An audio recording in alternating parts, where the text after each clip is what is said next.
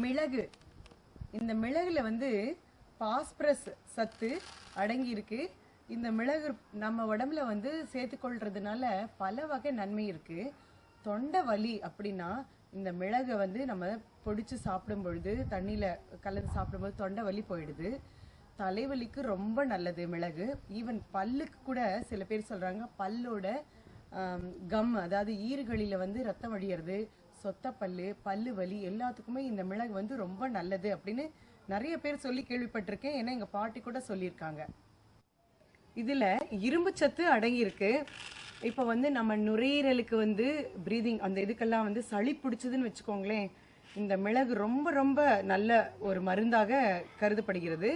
இப்போ நம்ம வந்து சளி பிடிக்காம இருக்கணும்னா இந்த மிளகு பல வகைகளை நம்ம உடம்புல சேர்த்திக்க முடியும். மிளகை எப்படின்னா, மிளகு ரசம், மிளகு தொக்கு, மிளகு ஊறுகாய், அதுவும் இந்த கொத்து கொத்தா ஃப்ரெஷ் பச்சை மிளகு இருக்கு.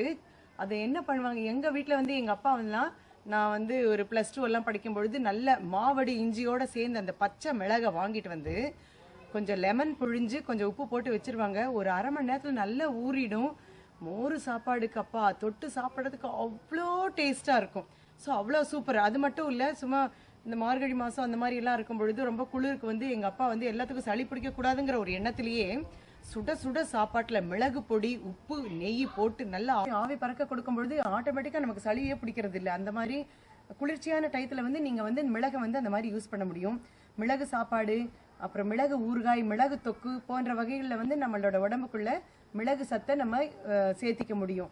நான் எப்பொழுதுமே இங்கே குளிர்காலம்னா என்ன கூட்டு வச்சாலும், என்ன சாம்பார் பண்ணாலும், என்ன தொகையில் ஆனாலும் மிளகு ரசம் வைக்க மட்டும் தவறவே மாட்டேன்.